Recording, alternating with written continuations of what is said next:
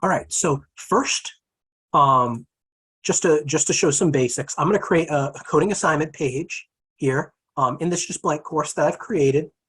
Coding assignment page, if you don't know, is a page in the new version of Coding Rooms that you can create that has one large ID on the right-hand side, and then our new page style. You can create stuff, but that large ID always is on the right-hand side, available to students. Of course, you can select your language for that ID that's there. We're going to go with Python here. And then if the language has different versions on Coding Rooms, or if you'd like to switch it over to Visual Studio Code, that is all available here in our language selector.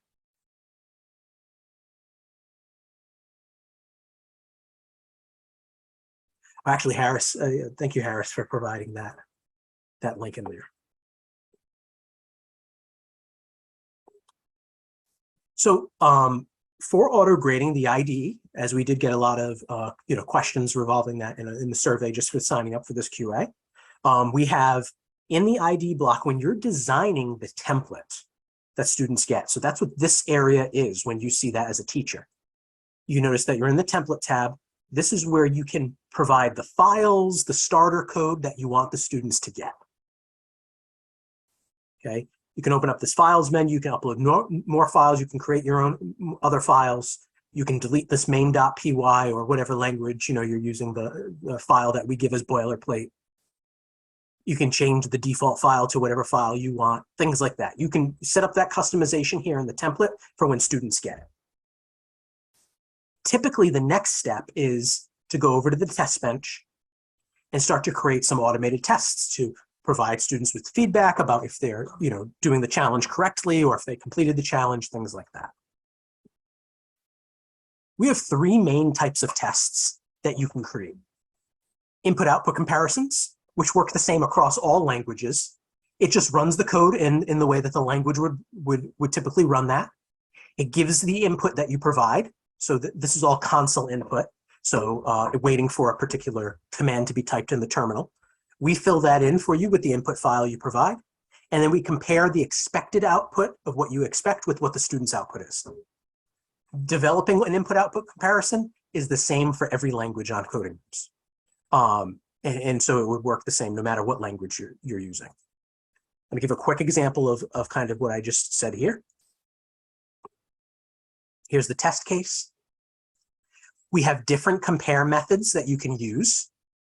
This is with what you're expecting the student's code to output versus what is actually put, the output of the student's code. How do you want to compare those? The default that we have is flexible equality.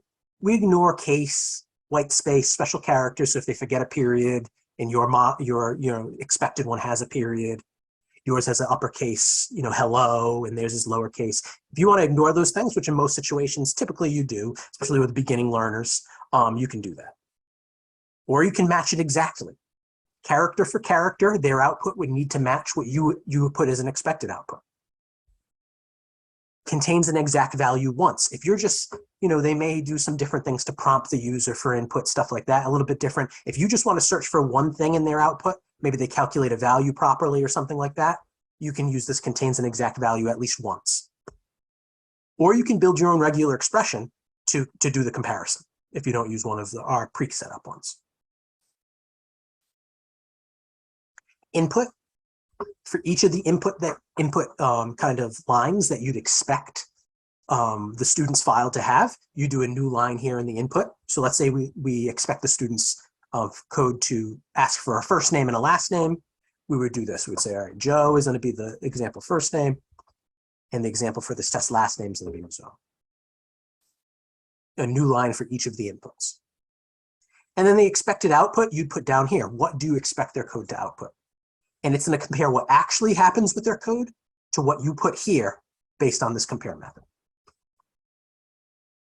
Again, setting this up is exactly the same for every language. Python, Java, Ruby, whatever language you use.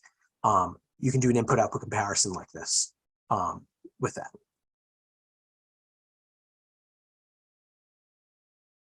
Where it gets more language specific And more powerful with some of the things that you can test is when you set up unit testing.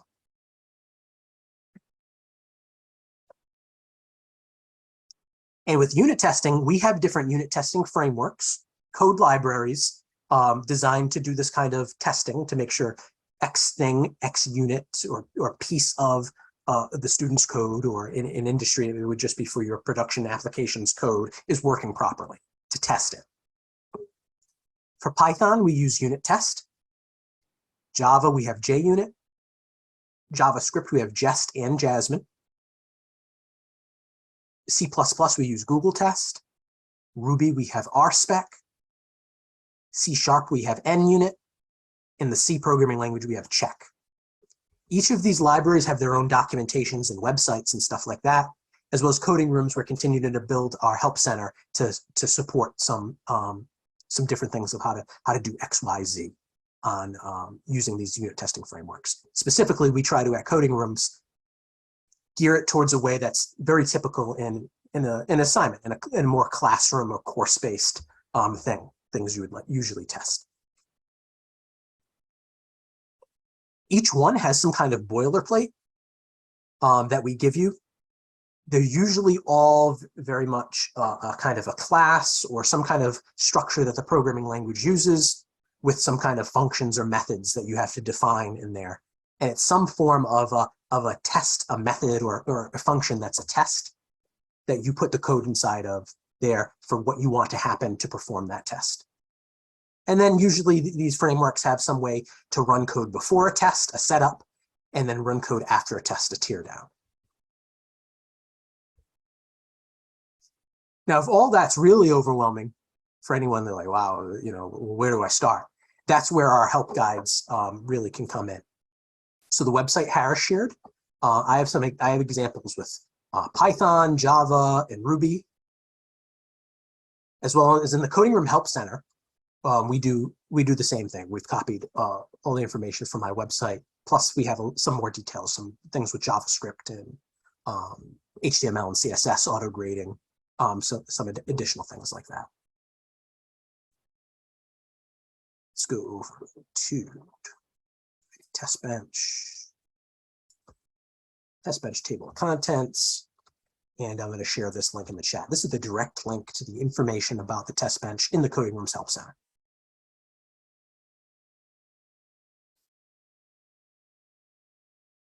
The question that we started off with was about doing this automated testing with Python. So you can see we have a number of examples here that you can look at. Well, what if you want to just check a student's variable's value? Let's say you want them to define a variable num1 equals 5. How can we do that with a Python unit test? Well, we give you an example here. Essentially for Python, or most of these languages, whatever structure there is to import another file is what you're going to be using to take the student's code and then use it in some way to actually test, call the function that they're supposed to define, check a value that they're supposed to have, things like that is what you're testing. So for instance, in a simple variable test, we import the student's code. For this example, we call it example. And then all of the unit testing is based on these assertions. Some of the other frameworks call it something different, but like Python and Java call it an assertion. And you assert true that example files num variable is equal to 5, or whatever you want it to be. And so that's what you're doing. You're, let's say, calling a student's function. This function is supposed to do this. If I call this function with this value, I expect it to return this value. Or I expect the student's code to output this when I call this function, or whatever it may be. And so this page gives you a number of those practical examples. Testing a list. Here's an output test. So we have the input-output test, but maybe you want to be able to use a unit test to be able to test output or check output something, maybe when you call a student's function or something like that. And you can capture that output and you can test it also. So we have those examples in here for you. Here's one of a function. So it's a function that's supposed to print hello world. This is how you test it. Function that returns a value called add 5. So adds 5 to a number that's given. This is how you test it. Now, an important thing with these unit tests are you do want to have multiple tests in there. So notice for this one, the add5 function when I'm testing it, I'm giving it different values. I'm making sure that each one works because students can still hard code values. So the more tests that you have, the more values you test against the student's code or the student's function they develop or something like that, the better your test is to make sure that they passed or they actually did it properly. Now, a good thing in coding rooms is you can also create as many test cases as you need to inside the IDE test bench. This is sometimes better to provide more accurate feedback to students. So even though in that example I showed me calling the function multiple times, you may want to actually create different coding rooms test cases as separate things with separate feedback on failure, so you can give more specific feedback to the students when they fail a particular test with a certain value. You know, for this test, I called your function using this value. It's supposed to return blank, but it didn't, or something like that. So then they can see that.